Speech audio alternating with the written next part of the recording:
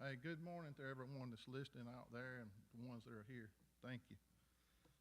Today's lesson comes from Genesis 26, 12 through 23. It says, Isaac calls on the Lord, name of the Lord. So, in here, before I read through these texts, we'll see that the Lord, He'll promise us certain things, and as long as we abide by what He tells us, He'll always be there for us. Even though, like Paul mentioned, even though we try to hide from Him, He's still with us. It may not be like what we're doing or something, but He's still there and He knows what we're doing. So all we got to do is turn to Him. So just keep that in mind this week. If you're getting in a crisis, just know that it might be a sort of like a trial thing that we got to go through. So God is always there. And we always, like Susan just asked about Dana, and I said, yeah, we're going to keep her in the prayers. We just don't know why those things happen, And many more things happen that's bad, but it's almost like a trial time frame of our life. And just know that the Lord is with us, no matter good, bad, or indifferent. Sometimes and I'll use myself as an example. It's like, man, what did I do so wrong to deserve this or something, But anyways, just know that He is always there, even though we go through some major, what I call, sort of like a roller coaster effect. We go up and down. We can be on the high mountain. All of a sudden, we can go drop rock bottom. I don't have the best confidence as some people have, but if I can keep a level pace, I feel a whole lot better about myself and doing good for Lord Jesus Christ. All right, I'm going to read through this text. I could talk all day without looking at these texts, but anyways, you won't get as much out of that as you do this. So, that night the Lord appeared to him and said, I am God of your father Abraham. Do not be afraid, for I am with you. I will bless you and will increase the number of your descendants for the sake of my servant Abraham. Isaac built an altar there and called on the name of the Lord. There he pitched his tent, and there his servant dug a well. Meanwhile, Abimelech had come to him from Gerar with Azath, his personal advisor, and Phicol, the commander of his forces. Isaac asked them, why have you come to me, since you were hostile to me and sent me away? They answered, we saw clearly that the Lord was with you. So we said, there ought to be a sworn agreement between us and you. Let us make a treaty with you that you will do us no harm, just as we did not harm you, but always treated you well and sent you away peacefully. And now you are blessed by the Lord. Isaac then made a feast for them, and they ate and drank. Early the next morning the men swore an oath to each other. Then Isaac sent them on their way, and they went away peacefully. That day Isaac's servants came and told him about the well they had dug. They said, we've found water. He called it Shabal, and this day the name of the town has been Beersheba. So we see in here, and we can relate from last week when Donna had the message that it said something about an altar being built, and we know last week's altar being built was a sacrifice for his son. So Isaac's, he's going through a lot of what I call valleys right now, a lot of valleys. So, but the Lord has promised him, if he stays with him and does what he is told, things will prosper. So, verse 24, that night the Lord appeared to him and said, I am God of your father Abraham. Do not be afraid, for I am with you. I will bless you and will increase the number of your descendants for the sake of my servant Abraham. So it says, after facing conflict over water rights, Isaac departed for Beersheba. where Abraham and the previous Philistine king had made a covenant. So, and it says, in this case, the admiration of likely targeted Isaac's fear of his circumstances. Isaac did not need to fear. God promised to remain with Isaac and bless him, as God would increase the number of his descendants. These promises and encouragement are similar to the ones God made for Abraham. So it's almost like he's walking in his father's shoes, because Abraham was put in some similar situations, not exactly the same, but similar situations. So yeah, he's sort of like he's following in his dad's shoes. And I've heard that old saying before, like, must be following in his dad's shoes, or she must be following in her mom's shoes, or something like. We've heard that old saying. So that's what it made me think of when I read this verse. It says, so the explanatory phrase for this sake is, of my servant Abraham, highlights why Isaac received the blessing, giving him reason to trust in God. The stipulation of God's covenant with Abraham transcended generational boundaries, benefiting Isaac and his descendants. If Isaac doubted whether God would show concern, he would rely on the fact that God would honor his previous promises to Abraham. So the confidence level there is good to a degree, and when I say that, it all depends on which side of the line you're on. He knows God looked after Abraham, so if Isaac keeps doing what he's told to do, he knows God's going to look after him. But the whole point of doing something is, like how many people took a test or, like had to go get your license or something for your first time. You get nervous, you get nervous. You sort of got a little doubt. You got to have a little doubt. If you don't have doubt, I don't think you're human. So anyways, you got to have a little bit of doubt. Now, some people are just flat out, I got this, I got it. So it's just a good thing. I wish I could get that. But what I'm saying, you got to have a little doubt. If you don't have a little doubt, it's like a roadblock. So I think you got to have a little bit of doubt. Like I said, that don't apply to everybody, but that does apply to most. So verse 25, Isaac built an altar there and called the name of the Lord. There he pitched his tent, and there his servant dug a well. Both Abraham and Isaac built altars as places for sacrifice and prayer. And we know that when they built these altars, Abraham's altar was to sacrifice his son that Isaac knew nothing about at the time. So now it says Abraham built an altar to mark off the territory of Canaan for his family and to create memorials in the places where God had appeared. All right? An altar was more than a pile of rough stones. It was a holy spot, a marker of the connection between the divine and human space, and a place of access to God. People often use the same altar for generations, even centuries.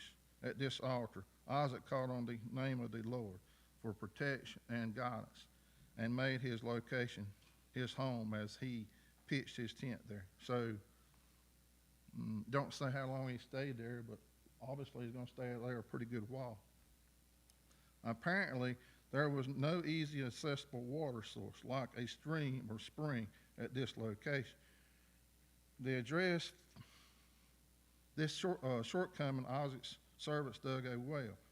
The fact of digging a well was a source of tension that had led Isaac to this location. Although Isaac was the recipient of conventional promises, he continued to face practical challenges. Water was hard to come by. So this all boils down to, just say I go to Kim's house, and next thing I know, I'm trying to pry in on her water system, her water that she has. Well, that ain't gonna last very long. She's gonna get rid of me.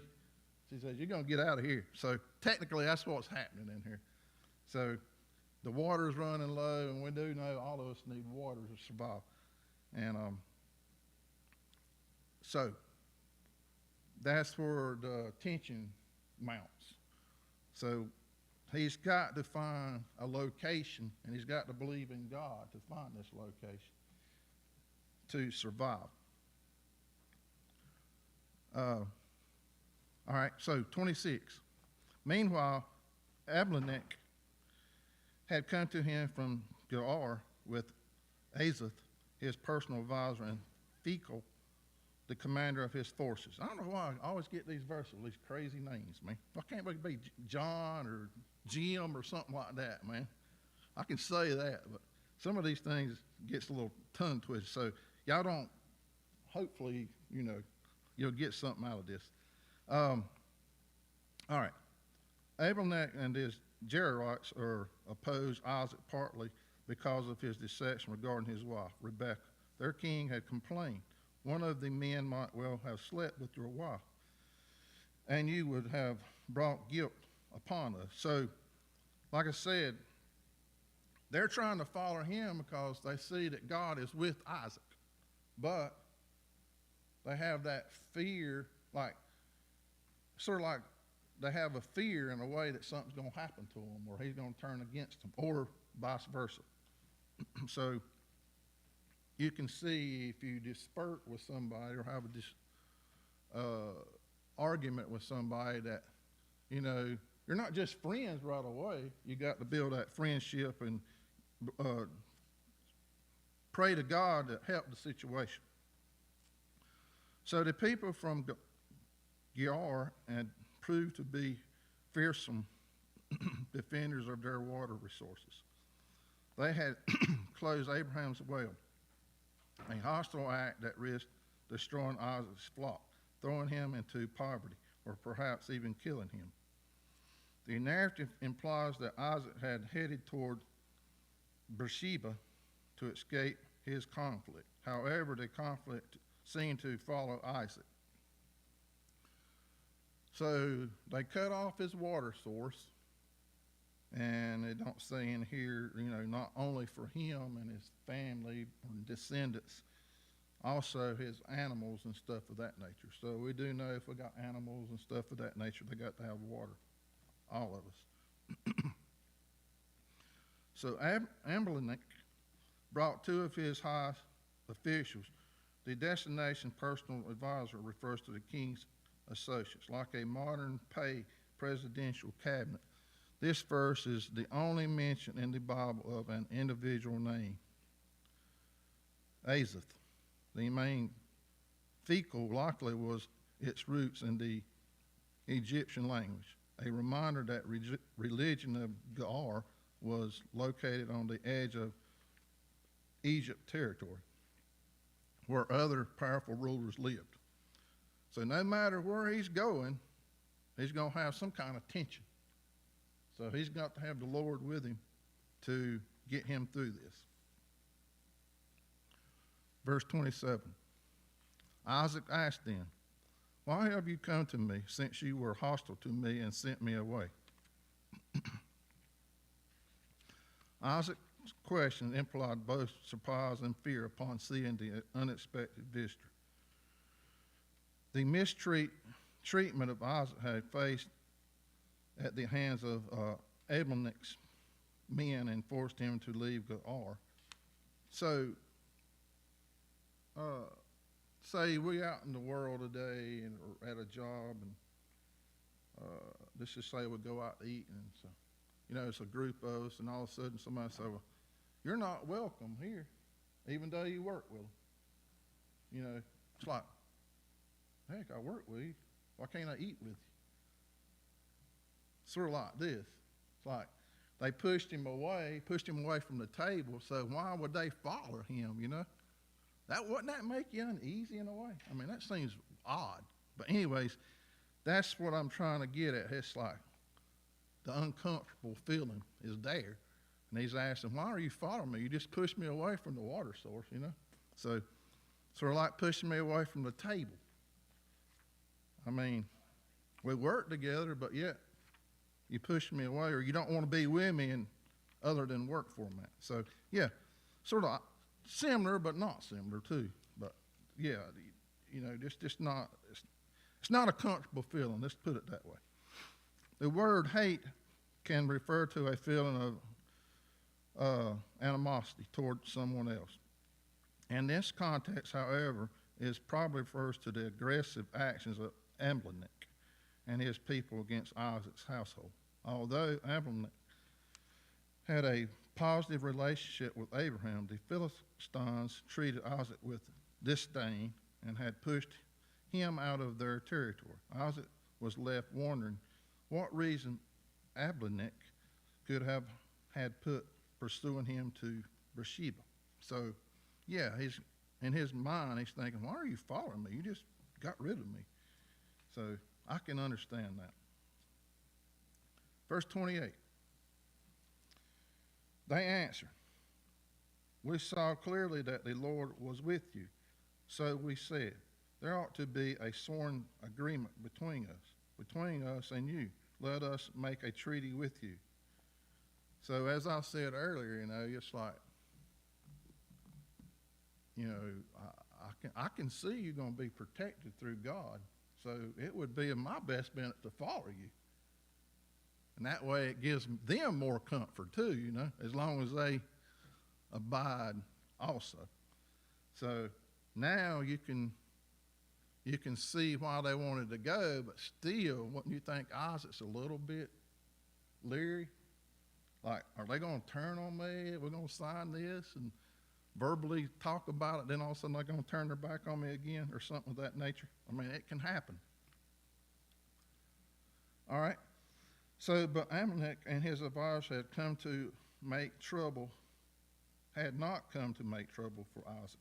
On the contrary, they were afraid of him and the power of the Lord. Isaac's abundant harvest and a rapid growth of his wealth had convinced them that Isaac enjoyed divine favor. So now they're starting to turn their eye towards how God works and how God protects. As long as we got faith in Lord Jesus Christ, he will look after us. Their admission that the Lord was with Isaac does not mean that they had become followers of one true God of Abraham and Isaac. Many people of the ancient Near Eastern world believed that numerous gods existed. A wise person would avoid offending the most powerful gods, and the people under the protection of those gods. So overseas, we know a lot of those people had many gods. In other words, we know there's only one God, but over there they focus on many gods and said, oh, your God's not powerful than our God. So we know that's not true. We know our God's the most powerful. So Isaac's blessings were rightly perceived as evident of God's power and favor on Isaac. Rather than offend Isaac and earn the wrath of God, Abimelech and his people attempted to make peace with them both. To that end, Abimelech suggested that they swear agreement with one another. The word translated treaty is the same Hebrew word as covenant. The connection between sworn agreements and covenants lies in the mechanics of covenant making. The two sides put a covenant into effect by swearing on an oath. The oath was a conditional curse to place on oneself. If one of the parties to the agreement broke it, the potential curse would be elaborated and seen in the list of curse threatened against Israel in Deuteronomy. So it's not like we sign today a paper and get it, finalized and stuff like that. They actually had a verbal agreement, and it was a little bit different where if they reneged on their agreement, somehow they got major punishment. Something was going to happen. So it was probably what we should go by today, to be honest with you, something like that. Be less what we get into. Thus, Abimelech spoke the technical language of the ancient democracy when he proposed this arrangement with Isaac. This type of agreement is called a parity treaty. which means a commandment between two equal parties. While the Philistines had previously envied and disrespected Isaac, they now treat him with the honor expected for someone with equal social status. So now they're on equal terms, equal ground, as far as trust. So verse 29, that you will do us no harm, just as we did not harm you, but always treated you well and sent you away peacefully. And now you are blessed by the Lord.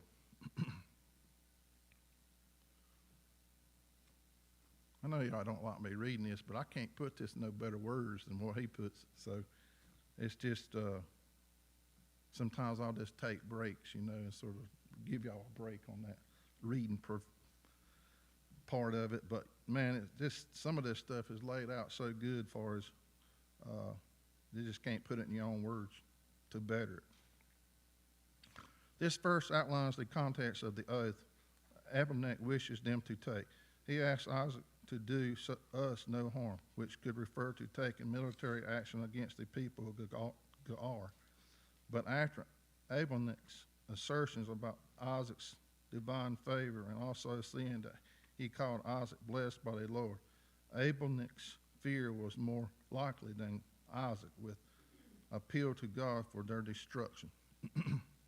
So, even though he had, at one time had pushed him away, he was fearing God. He's fearing what God could do to him. So, yeah, he says, maybe I need to tag along. Maybe I need to get right with the Lord.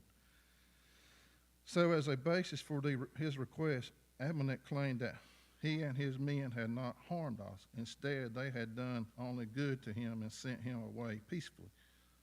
Abimelech's words appeared one-sided, as Isaac had left Gerar after experiencing mistreatment by the people living there. There are two possible explanations for Abimelech's claims. First, Abimelech might have referred to his immediate intentions right then and there. He was not attacking Isaac for acting in any manner other than kindness and toward him. Second, Abimelech could have been asking Isaac to dismiss the prior behavior of Abimelech's people.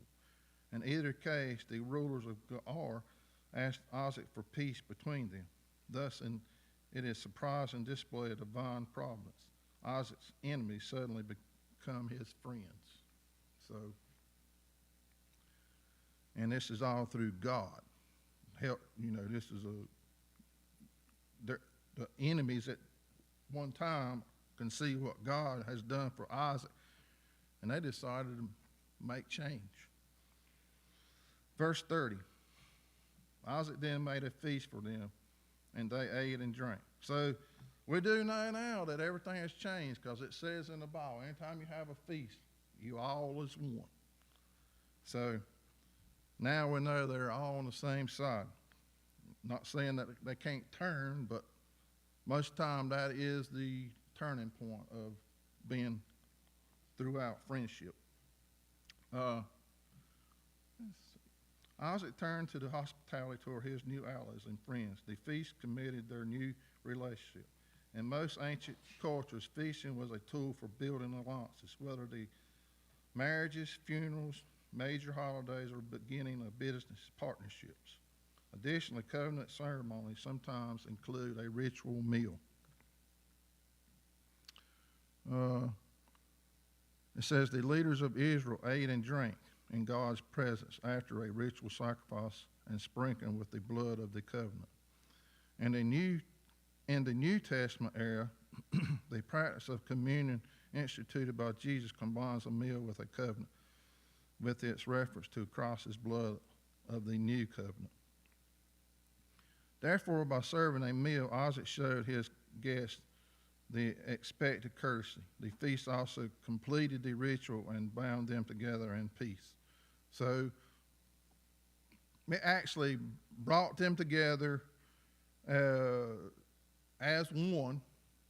That way, it's like just say me and Paul was disputing, and finally Paul followed me, and he's looking at how God protected me and done for me, and he wanted to be that way, and finally we done our meal. And that way, hey, I can send Paul out, or Paul can send me out, or do whatever. And there's a lot of trust there. At one time, there wasn't no trust. So, sort of the meal had turned things around. Sort of like our communion here, we all take communion, and it's trust in the Lord Jesus Christ. Blood, sacrifice of the bread, and stuff of that nature.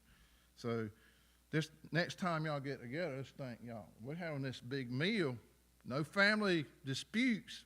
This meal is to bond us, okay?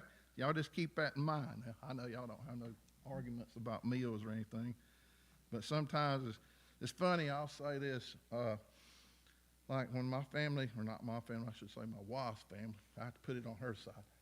So a lot of them, they'll get together, and then they'll say, we're going to eat. I said, well, I like fish. What y'all like? Well, I like chicken. Most of them eat chicken. I said, you don't eat fish? Anyways, I eat anything. So, but it's funny how if you go to a fish house, they'll order chicken or something. And I said, it's okay. I don't care what you order. I don't care what you like. We're here together, to have a good time. But yeah, it's like chicken. If it's not on the menu, instantly it's like, we can't be eating here. But anyways, I just think when I was brought up to eat about anything. So, but anyways, that's not a dispute or anything, but you do want to be able to make everybody happy when you go places or eat. And I use that as an example of, it's just funny how if they don't have chicken, I'm not eating. So anyways, you got to be careful on how you pick your places. That was a little off the chart there, but anyways, this sort of gets y'all an idea. Verse 31. Early the next morning, the men swore an oath to each other. Then Isaac sent them on their way, and they went away peaceably. So the next day they saw the final parts of the ceremony of alliance making. The parties of the covenant swore their oaths to each other, asking God to hold them to account if they should break them. To go away peaceably meant not just that they avoided immediate conflict, but they also anticipated a continuing positive relationship with one another. So, well, it probably tells in here, let's see. But anyways, when they sent them away, it wasn't like, I don't want to see no more. It's not that. They was going out to do a little research on, like, finding water or finding a location that they could live for a good amount of time and have their own water. So that was the whole reason of sending them out. And, if they did break that oath, God was going to take care of it. All right, verse 32. That day Isaac's servant came and told him about the well they had dug. They said, we found water. So that's a blessing. That day sets the context of being immediately after Abimelech's party left. The result is that Isaac would have the impression that finding water was a sign of God's blessing and covenant fidelity. As if one blessedness for the day was not enough, God had also addressed the immediate need of Isaac and his family for survival. So that was a good thing. They sent them out, and they found water, dug a well, found water. Verse 33. He called it Shabal, and to this day the name of the town has been Beersheba. The name Shabal sounds like the Hebrew word for oath. It is joined to the Hebrew word translated well to become a new name, Beersheba. This account explains the origins of a major Israelite town, one still occupied today as the location of divine blessing. The town became a reminder of the covenants that Isaac and his father, Abraham, had made that forged justice and peace between neighbors. The destination points to the hope of peace between enemies and stands as an image of God's faithfulness to Abraham's family. So that ends up the lesson.